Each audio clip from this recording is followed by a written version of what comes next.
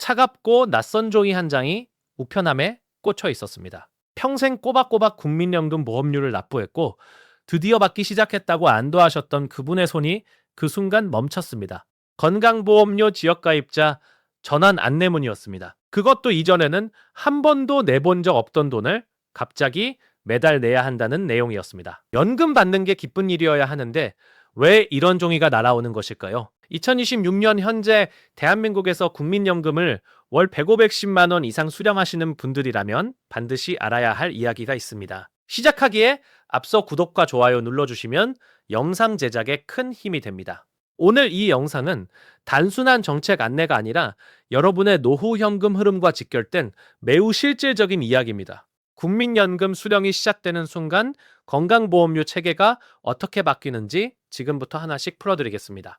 먼저 가장 핵심적인 개념 하나를 잡아드리겠습니다. 피보양자라는 단어를 들어보신 적 있으신가요? 쉽게 말해 자녀나 배우자가 직장 건강보험에 가입되어 있을 때 그 가족의 보험에 얹혀서 보험료를 내지 않아도 되는 지위를 말합니다. 많은 은퇴자분들이 이 피보양자 자격 덕분에 매달 수십만 원의 건강보험료를 아끼고 있었습니다. 그런데 국민연금 수령액이 일정 기준을 넘어서는 순간 그 자격이 사라집니다. 이 기준이 바로 연간 2천만 원, 즉 월 평균 66만 7천 원입니다.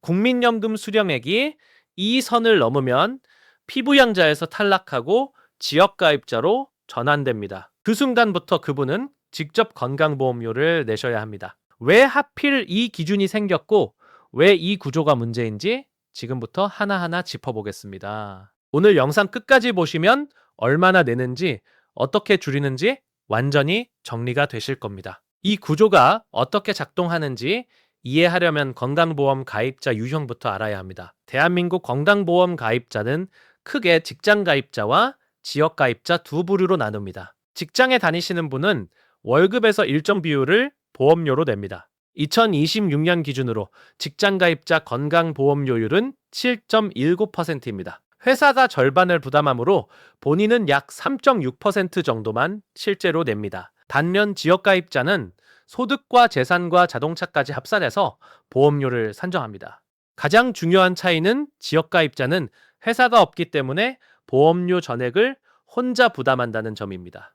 은퇴 후 연금만으로 생활하시는 분들 대부분이 이 지역가입자에 해당합니다. 그런데 연금 소득이 기준 이하이면 자녀 직장 보험의 피부양자로 등록해서 보험료를 아예 안 낼 수 있습니다. 문제는 국민연금 수령액이 늘어나면서 이 피부양자 기준을 넘는 분들이 빠르게 증가하고 있다는 것입니다. 2025년 기준으로만 피부양자에서 탈락한 분들이 31만 명에 달했습니다.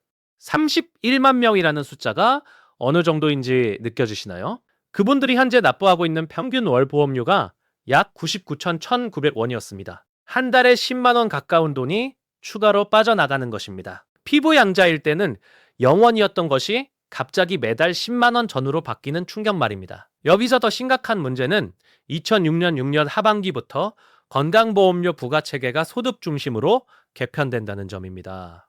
기존에는 재산과 자동차 등 여러 요소가 함께 반영됐지만 앞으로는 연금 소득과 금융 소득이 더 강하게 반영됩니다. 재산은 줄어들지 않는데 연금을 받기 시작하는 순간 소득이 잡혀서 보험료가 올라가는 구조입니다. 실제로 국민연금 월 150만 원을 수령하시는 지역가입자는 얼마나 내실까요? 2026년 기준으로 약 60,350원 수준입니다. 재산이 전혀 없다고 가정했을 때 이 금액입니다. 여기에 재산이 더해지면 금액은 당연히 올라갑니다. 이 금액이 어떻게 계산되는지 알면 더 잘 대비할 수 있습니다. 지역가입자가 국민연금을 받을 경우 연금 수령액 전체가 소득으로 잡히는 게 아닙니다. 현재 기준으로는 공적연금 소득의 50%만 건강보험료 산정소득에 반영됩니다.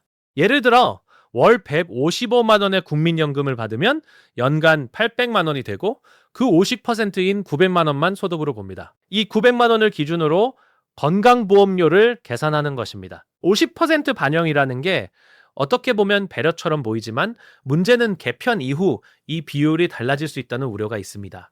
2026년 하반기 소득 중심 개편이 확정되면 연금 소득 반영률이 높아질 가능성도 배제할 수 없습니다. 지금 이 순간도 긴장을 늦출 수 없는 이유입니다. 여기서 중요한 분기점 하나를 더 알아두셔야 합니다. 국민연금 수령액이 월 100,067만 원을 넘으면 연간 2천만 원을 초과합니다. 이 순간 직장에 다니고 계신 분도 추가 보험료가 붙습니다. 직장 가입자는 일반적으로 월급에 대한 보험료만 내지만 연간 소득이 2천만 원을 넘으면 초과분에 대해 소득월액 보험료가 추가 부과됩니다. 그러니까 아직 직장에 계신 분도 국민연금 수령액이 많으면 보험료가 이중으로 올라갈 수 있습니다. 또 한 가지 놓치지 말아야 할 것이 있습니다. 연금 소득 외에 금융소득 즉 이자나 배당 소득도 합산됩니다. 국민연금 월 내백 태백 10만 원을 받는데 예금 이자로 연간 200만 원이 들어오면 그것도 소득으로 잡힙니다. 합산 소득이 기준을 넘으면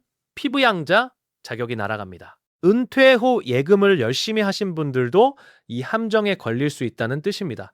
주식 배당을 받으시는 분도 마찬가지입니다. 이게 복잡하고 억울하게 느껴지시는 분들이 많으실 겁니다. 그렇다면 실제 사례를 보면서 얼마나 현실적인 문제인지 확인해 드리겠습니다. 서울에서 은퇴 후 생활하시는 65세 이 씨를 가정해 보겠습니다. 국민연금을 월 117만 원 받으시고 배우자도 계시며 자녀가 직장을 다니고 있습니다. 이분은 그동안 자녀의 직장 건강보험 피부양자로 등록되어 보험료를 한 푼도 안 내셨습니다.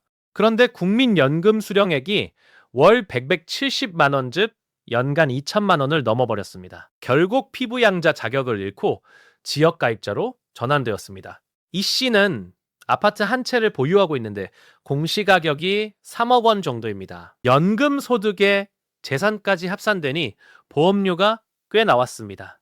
매달 약 15만 원에서 18만 원 사이의 건강보험료를 내야 하는 상황이 된 것입니다. 1년이면 200만 원 가까운 돈입니다. 이분이 얼마나 억울하셨을지 짐작이 가시나요? 열심히 보험료 내면서 평생을 일했는데 연금을 받는 시점에서 또 다른 돈이 빠져나가는 것입니다. 이 씨의 사례가 특별한 게 아닙니다. 대한민국 곳곳에서 비슷한 상황에 처한 분들이 수십만 명입니다. 한 가지 더 충격적인 사실은 부부가 함께 연금을 받는 경우 두 분 모두 소득을 합산해서 판단한다는 점입니다. 남편이 월 100만 원 받고 아내가 월 70만 원 받으면 각각 2천만 원 기준에는 안 걸립니다. 하지만 재산과 다른 소득까지 더해지면 피부양자 탈락 기준에 걸릴 수 있습니다. 실제로 부부 중 한 명이 먼저 탈락하면 그 파장이 다른 한 명에게도 영향을 미칩니다. 그렇다면 어떻게 해야 이 상황을 잘 헤쳐나갈 수 있을까요? 첫째로 사적 연금 수령 시기를 분산하는 전략이 있습니다. 개인연금이나 퇴직연금 같은 사적 연금은 연간 1,200만 원 이하로 받으면 건강보험료 산정소득에서 빠집니다. 만약 사적 연금을 연간 2,400만 원 받는다면 1,200만 원 초과분인 1,200만 원의 50%가 소득에 반영됩니다. 하지만 수령액을 조절해서 연간 100만 원 이하로 맞추면 이 부분이 사라집니다. 실제로 많은 분들이 세무 상담을 통해 수령 시기와 금액을 조정해서 건강보험료를 크게 줄이고 있습니다. 둘째로 금융소득 관리가 중요합니다. 이자나 배당 소득이 연간 2천만 원을 넘으면 금융소득 종합과세 대상이 되고 건강보험료도 같이 올라갑니다. 예금을 한 곳에 몰아두지 말고 가족 명의를 분산하거나 비과세 금융상품을 활용하는 방법이 있습니다. 셋째로 피부양자 자격 유지 가능 여부를 매년 점검하셔야 합니다. 피부양자 탈락 여부는 매년 11월에 건강보험공단이 전년도 소득을 기준으로 결정합니다. 올해 소득이 기준을 넘었다면 내년 11월에 탈락 통보가 옵니다. 미리 소득을 관리하면 탈락을 막을 수 있는 시간이 있습니다. 넷째로 2026년 하반기 소득 중심 개편이 확정되면 새 기준을 즉시 파악하고 그에 맞는 전략을 다시 짜야 합니다. 제도는 계속 바뀌고 있고 그 흐름을 따라가지 못하면 매년 불필요한 보험료를 내게 됩니다. 국민연금을 오래 성실하게 납부했다는 것이 오히려 건강보험료를 더 내게 만드는 아이러니 이 구조는 분명히 우리 사회가 개선해 나가야 할 과제입니다. 그러나 제도가 바뀌기 전까지는 개인이 스마트하게 대응하는 수밖에 없습니다. 오늘 영상에서 알려드린 내용을 주변 부모님이나 은퇴를 앞두신 분들과 꼭 공유해 주세요. 국민연금은 노후의 버팀목이어야지 건강보험료를 끌어올리는 도구가 되어서는 안 됩니다. 우리 모두가 이 구조를 제대로 이해하고 현명하게 준비해야 할 시점입니다.